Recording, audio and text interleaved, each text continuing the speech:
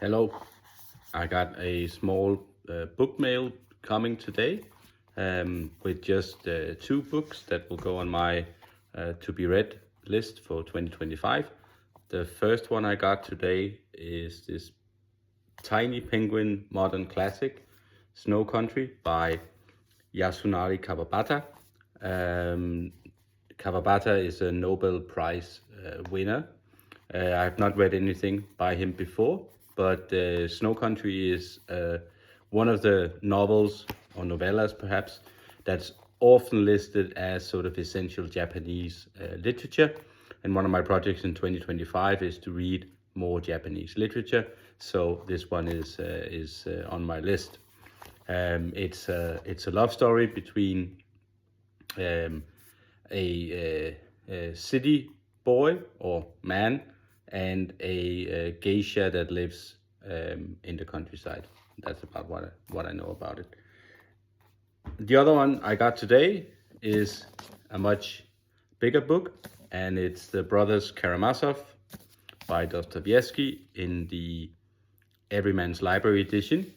And I am definitely going to read The Brothers Karamazov this year. One of my other projects is to read all, or at least most, of Dostoevsky.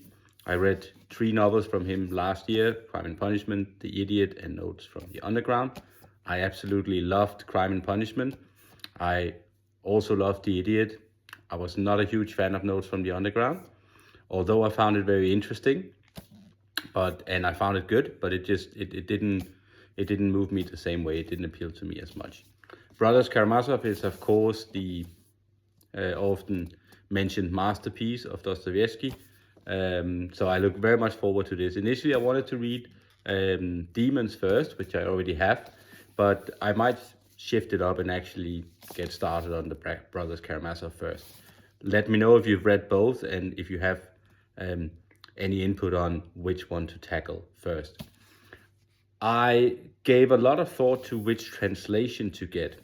All 3 of the Dostoevsky books I've read so far, I've read in different translations. Crime and Punishment, I read the original Constance Garnett translation that is these days often criticized. I quite liked it. I loved Crime and Punishment. It's one of my top novels of all time. I have not read any other translation of it, so I don't have anything to compare with, but the Garnett translation certainly did it for me. But for the Brothers Karamazov, I actually read excerpts from a wide number of different translations available, and for a while I wanted to read the new Michael Katz translation, which I've heard good things about, and I actually ordered it, but then somehow it was out of stock and my order got cancelled from the store I ordered it from. And then I took a second look at the translations, and I found that the Pevere and Bolokonsky translation that is in the Everyman's Library edition also speaks a lot to me.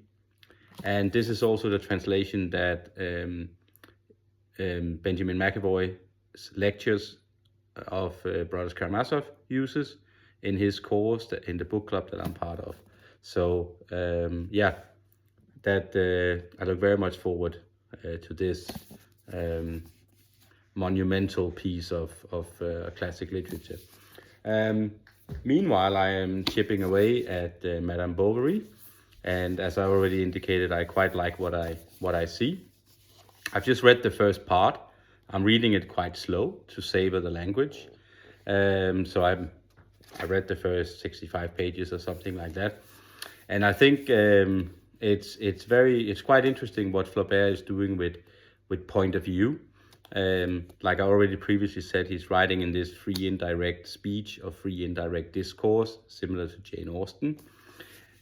And in the beginning of the book, we start with actually examining Charles Bovary's childhood and adolescence and his life, and we see it from third person point of view with limited insight into Charles' mind. And if you didn't know anything about the novel, you would be forgiven for thinking that Charles is the main character, because this is where the book starts off. And as we are told about how Charles marries the old widow and how that goes about and how he starts his doctor practice and how he eventually meets Emma and falls in love with Emma, we see Emma only through the eyes of Charles. And we don't get any insight into Emma at all. But then about 40 pages in, we shift to Emma. And this is where it actually starts getting really interesting and really good, because this is where we see that Emma is much different than what Charles thinks. Charles is oblivious to Emma's personality. He has no clue what is in her mind. And Emma is, I think, a wonderful character so far. I quite like her. You could certainly argue, especially if you look at it with a modern perspective, that she is naive and she is aloof and she's certainly very much a dreamer. But she is so full of passion, she's so full of longing, and she wants to experience life and love and happiness and adventure. And she has all these ideas about how life should be that she gets from reading books. She loves reading books, she devours books, and she's consumed, and she lives vicariously through the experiences of other people, real and imaginary. And I just find that very endearing. Sure, it could be said to be a bit naive, and it could be argued that she's somewhat selfish. But if you think about what the outlook and situation would have been in the middle of the 19th century rural France for a woman like Emma Bovary that was married, I cannot fault her for having all these extravagant desires. It's really quite interesting and also quite humorous. We see from her perspective, we get some background story into how she grew up in the convent with the nuns and how she eventually didn't like that.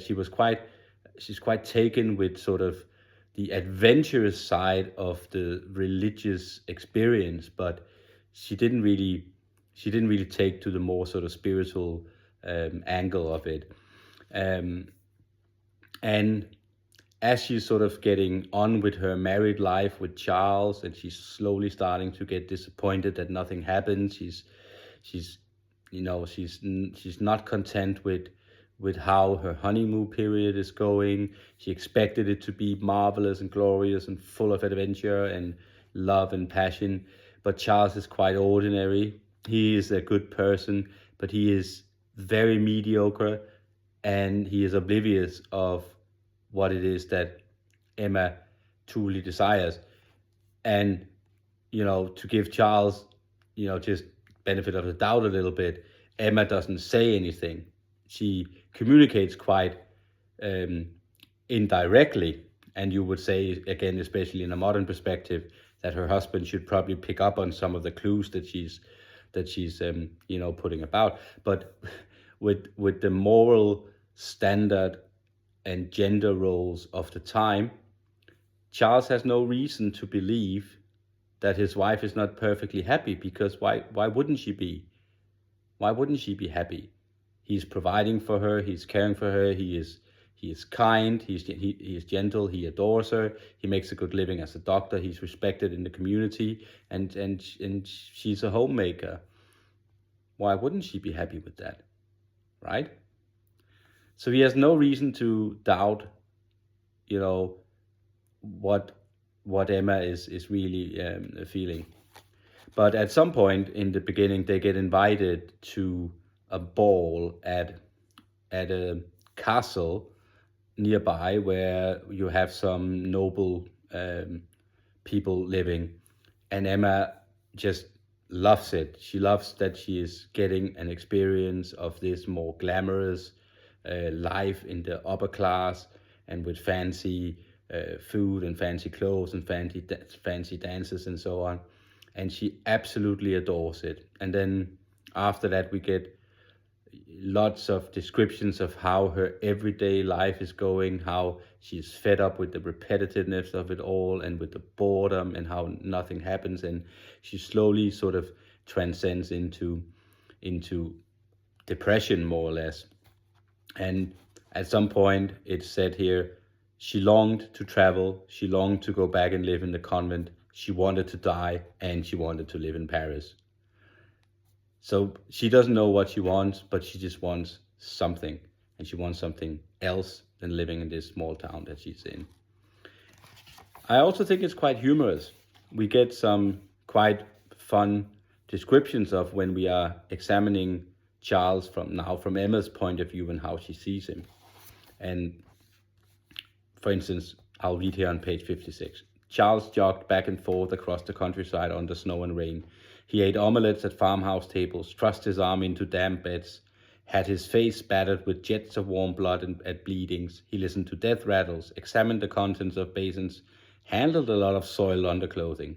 But every night he came home to a blazing fire, a well-set table, a comfortable chair, and a dainty, prettily dressed wife smelling so sweet that he never quite knew where the scent came from, and half wondered whether it wasn't her skin that was perfuming her slip. This is when Emma is still sort of doing an effort to try to please her husband and to be accommodating, so to speak.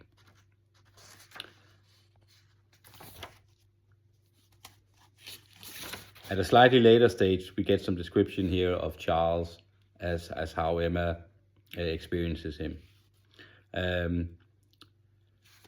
So I'll continue reading. Eventually, to keep himself up to date, he took out a subscription to the La Ruche Médicale, a new publication whose prospectus had been sent him.